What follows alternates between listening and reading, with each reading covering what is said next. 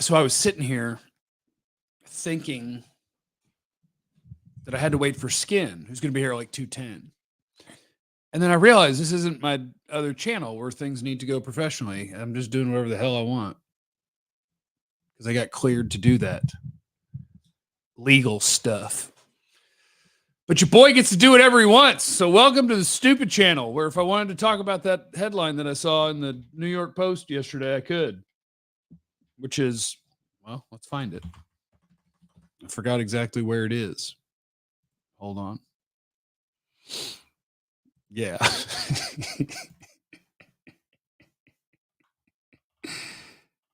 Remote Amazon tribe finally connects to internet, only to wind up hooked on porn and social media.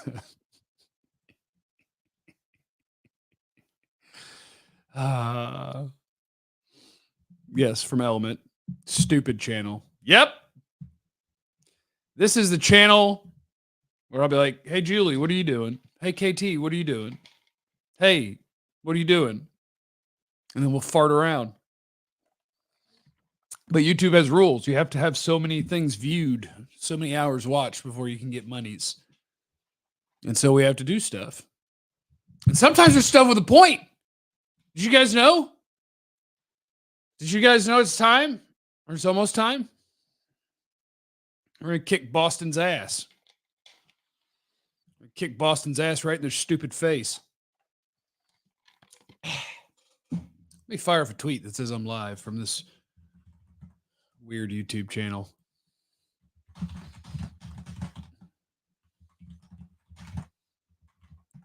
YouTube.com/@timeford. Jeffrey?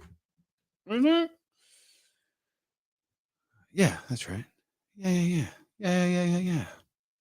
Yeah, this is where I get to be like KT and pretend. Well, I don't think he's pretending that like I have no idea how YouTube works or how to record things or how to do things or how to do stuff.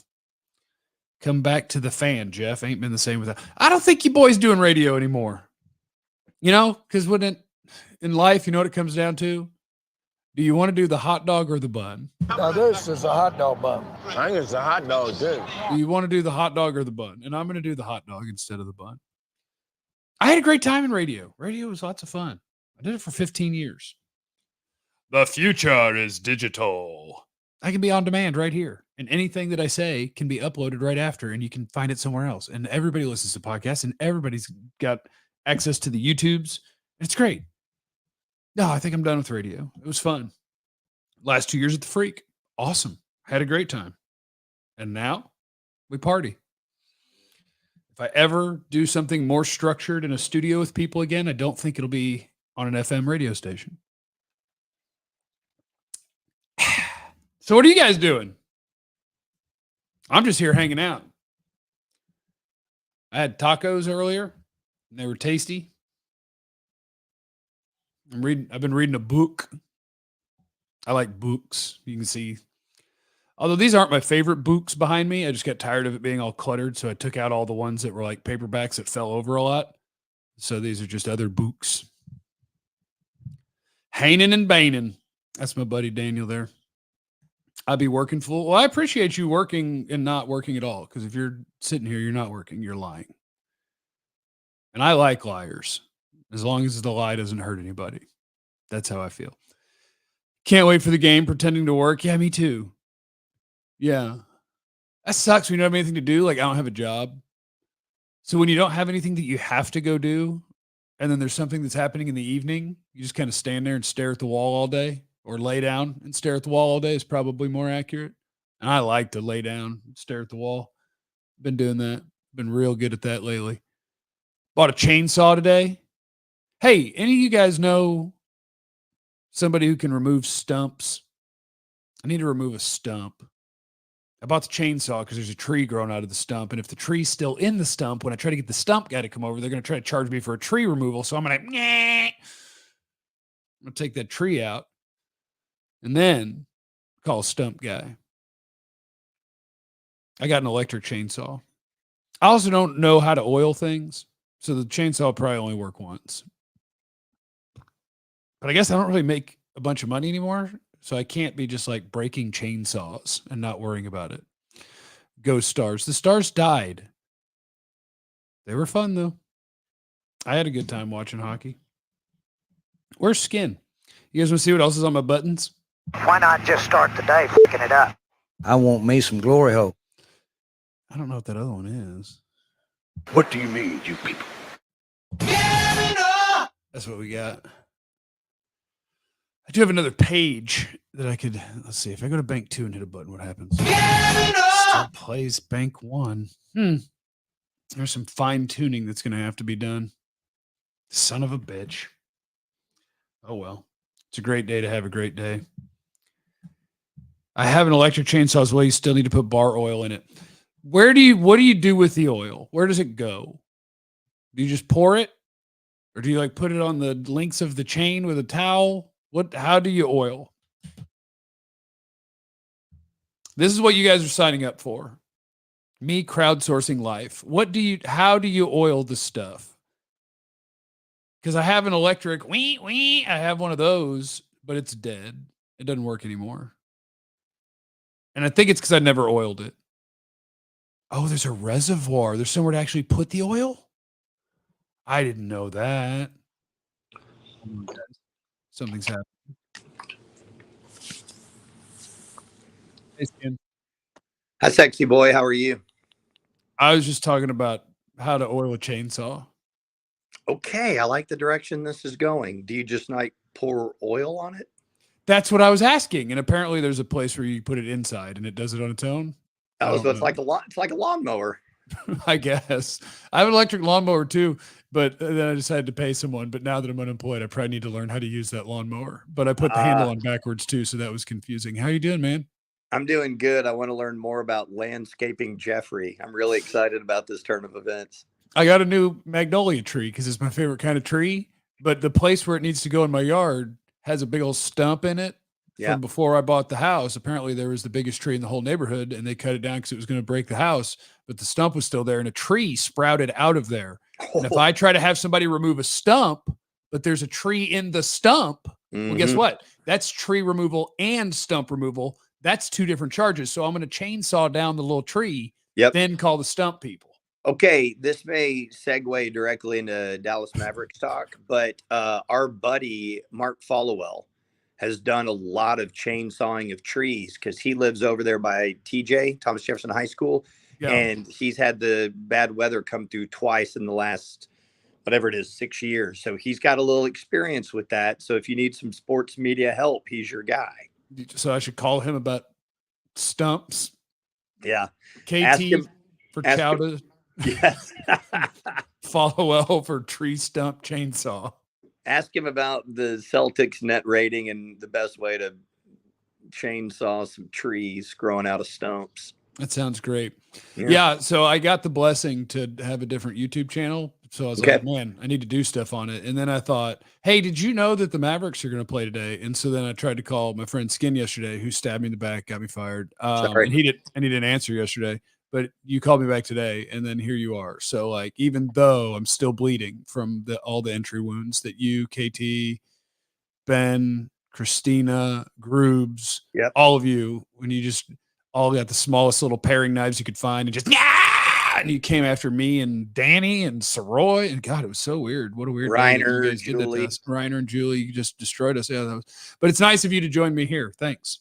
Yeah, you bet. And so just so everyone knows, I stabbed you with a very dull butter knife because I wanted it to be more aggressive to really, it's easy to get an incision with a real sharp knife, but you come in with a butter knife, you really got to stab that. Yeah. Yeah. Ben kept trying with a plastic spoon. It's real confusing because then when it would snap, he refused to stab with the snapped part. He grabbed a new spoon. Right. He's like, I'm going to make this work. And then he had his lobotomy laugh. Yeah. Hey, you're smarter about the Mavericks than I am, and you're smarter about the Mavericks than everybody in the whole planet. Are we going to win? That's a great question. What if all sports radio is done that way? Just the most basic shit you've ever heard. Hey, are they going to win? Right. So I feel oddly similar to this finals as I did to 2011. So the way that that 2011 unfolded for me, and I know this exists somewhere. I've never gone back and watched it, but Kavanaugh, this is true. when the Mavericks lost Game 4 in Portland, when Brandon Roy had that incredible fourth quarter, and and everyone was like, "Oh my God, same old Mavs." I stood there on that broadcast with Followell and Harp, and I believe I used the exact words, "This is not the same old Mavs." And I was very confident that they would rebound from that. And once they beat Portland, it's like, okay, the Lakers are a dynasty. When they came back in Game 1, I was like, we are going to win this series, and they did. And then when I was very confident they would beat Oklahoma City, I was not confident that they would beat Miami, but I thought they could hang. And when the Mavericks won Game 2, I was like, we are going to be NBA champions. I just felt that. So if the Celtics are far and away the best team in the NBA, they just are. All the stats support that. They play a style of basketball, that modern basketball you just drool over. They're able to minimize not only points in the paint, but also corner 3-point shots, which is where the Mavericks live. They're so flexible. They can play 5 out. They can run stuff through the hype. They can do everything. Having said that, I believe that if the Mavericks play their best basketball, they can beat anybody. And there's several things I'm very curious about, but I think the things that are most pressing for this series is, number one, does Porzingis hit the ground running? Because if he doesn't hit the ground running, they suddenly have uncertainty and have decisions to make. I question if he's going to hit the ground running, just because I saw his interview when it was like, yeah, I'm going to play. And they were like, do you feel like you're 100%? And he was like, and I'm like, oh, that builds a lot of confidence. Right. But who knows? That may just be his personality. But also, like, think about, like, wouldn't you take the Luka that we saw in the Minnesota series? Sure. Well, Luka was just saying he's not going to heal for a month, and I don't feel good, and all this kind of stuff. So take all that with a grain of salt. But it is a little different with Porzingis because of his, his injury history. And to your point, he's been out of the lineup. And because he's been out of the lineup, I watched the entire Eastern Conference Finals, pretty much every second of it, except for the one blowout game. Nerd. And obviously we watched every second of Maverick basketball. I would argue that the Mavericks have played the best basketball of any team in the NBA in the playoffs, even if the Celtics are, quote unquote, the best team. The other thing is, I think you believe this, I believe this, Luka is otherworldly. And, when you get to, this is like why I don't really usually, I don't really engage in who's the GOAT conversations, because I'm like, man, when you're at that level, I can win a championship with any of those guys. You're telling me I can't win a championship with Kevin Garnett? I mean, I'm not going to sit there and argue he's one of the 5 greatest, but dude, I can win a championship with that guy. So what's your point?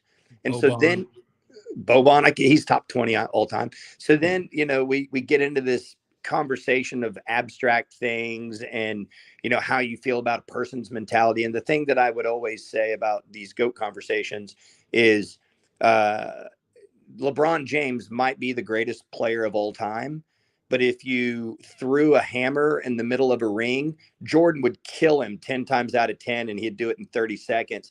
And as LeBron's brains were dripping off his hammer, he'd look around like, who wants next? So it's like, I think that Luka is that.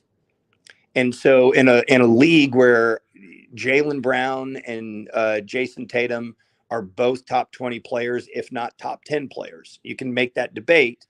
I think Luka has something special that they don't. And I want to see that manifest itself in the final minute of a basketball game, because I think he will do. I still think Jaylen Brown and Jason Tatum are unsure who should be the alpha at the end of these games. And is that, well, I guess I don't know their team well enough. I just know kind of the vibe I get from hearing coverage about that team, that it sure seems like Jason Tatum's the guy that's like supposed to be something. And yes. Jaylen Brown's the one that's like, yeah, but if you're not, like, I will. Like, I think the way the coverage feels. No, I think that's very astute. I think that's the way a lot of people feel about it. Jason Tatum ended up in the top 5 of MVP voting, if I remember correctly. He was certainly in that tier that wasn't Luka, Shea, and the Joker. So yeah, I think that is right. But like, it was Jaylen Brown that saved him in game 1 of the Eastern Conference Finals, and Tatum was missing some bunnies, and Jaylen Brown hit the most ridiculous shot. And so With our dynamic, I don't think there's anybody that worries at all about how Kyrie and Luka are going to approach the end of a basketball game. Like those conversations from last year are moot. No one even thinks about that anymore. And the Mavericks were one of the best clutch teams in basketball. And Followell's got a thing he calls super clutch, which has to do with the very end, like the final minute or final minute and a half. I can't remember how he defines it, but the Mavericks are best in the league at that. And so you get me into that final minute of the game where it's knotted up or it's 1 point or 2 points. Man, I want to see how the Celtics handle that versus how the Mavericks handle that. And that could be the difference in who wins a championship. Yeah, I guess that was my kind of one thing when I knew that you were going to pull out your phone and hang out, was like, that was my one Mavericks Celtics thought was I guess like the Celtics are better, or they have been over the course of a year. Maybe they haven't been since the trade deadline. I don't know. They've both been really, really, really good. Yeah. But if you tell me that it's going to be a 3-point game with 5 minutes left, come get some. Like, Yeah. I feel really, really good about that. Okay. And just to, kind of, add on to what you were just saying, we all talked about how good the Mavericks were after they made the lineup switch and Gafford was starting and all that. And we go in there and we get rid of the final 2 games of the year because Luka and Kyrie didn't play and they were resting. If you take those 2 games out of it, the Celtics were still 1 game better over that stretch. Oh, I must have been a strength of schedule thing. Those bunch of bums. Well, no, bunch of but bums. I'm not saying. I mean, I believe the Mavericks can win this championship, and I don't think it's like a homer thing or you really have to stretch or squint. They just have to play their best basketball, and if they play their best basketball, they have no real weaknesses.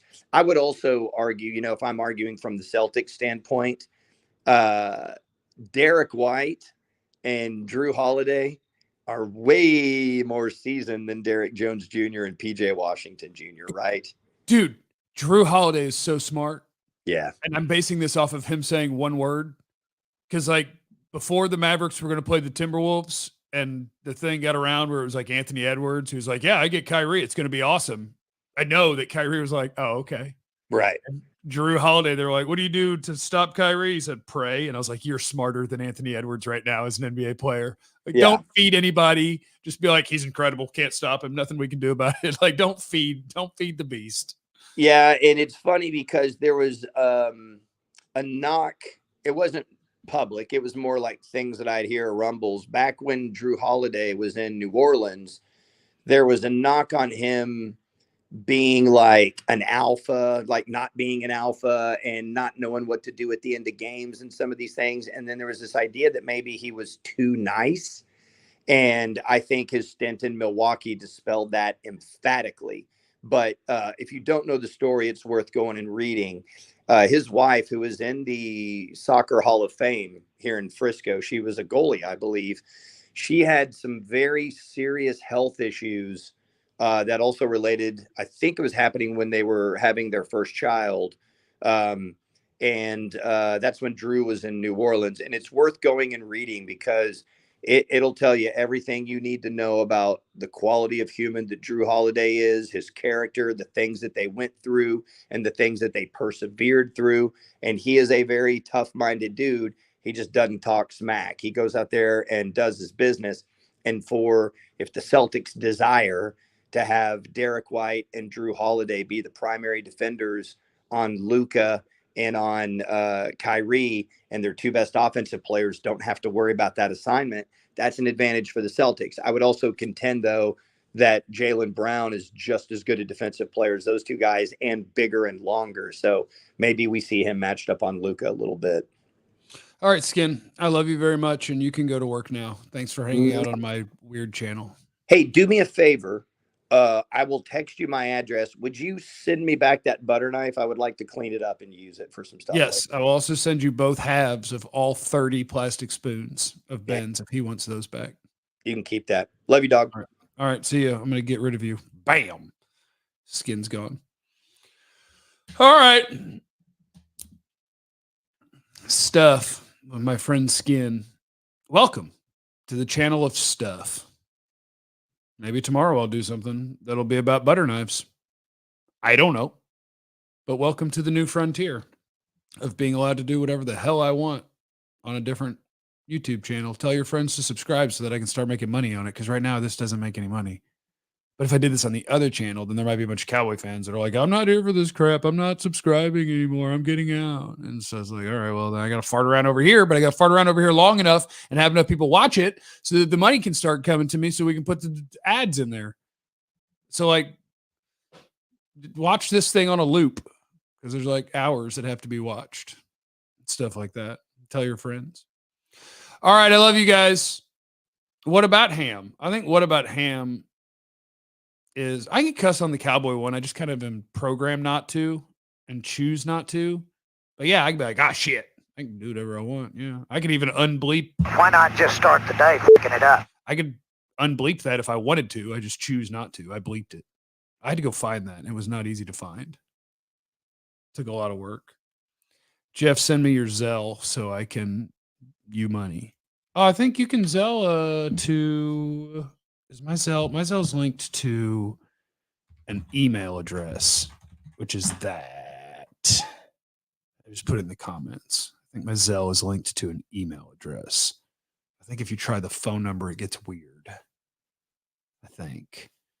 Or I'm on Venmo at Jeff-Kavanaugh-1. Yeah, here, I'm just going to put all the ways that you can give me free money so that I can get a stump removed in the front yard. But only if you're rich. If you're struggling to pay the bills, you're not allowed to give me money. But if you're filthy rich, I encourage you to give me all your money. And that'll be great. Not all your money, enough of your money so that you're still rich, but that I can get the stump removed before my magnolia tree that's still in its bucket dies in the bucket. Because it needs to get out of the bucket at some point and get into the ground. So we got the pool fund. Oh, crap. I need to do the Cobra thing. My insurance is going to go away. There's so much crap you got to do if you don't have a real job. Just so much crap. I'm going to go broke supporting you. I don't support that. I'm just going to send it back. All right, I'm going to go for now. And then now that I know I'm allowed to do this, I'm going to reach out to different people and D around on the internet, have some fun. What about that? What do you do with the balls? See what Julie's doing tomorrow. Maybe we'll do a little mess around show. See if Soroy wants to wake up. See what Danny's up to. All right. I love you guys. Have a great day. Peace.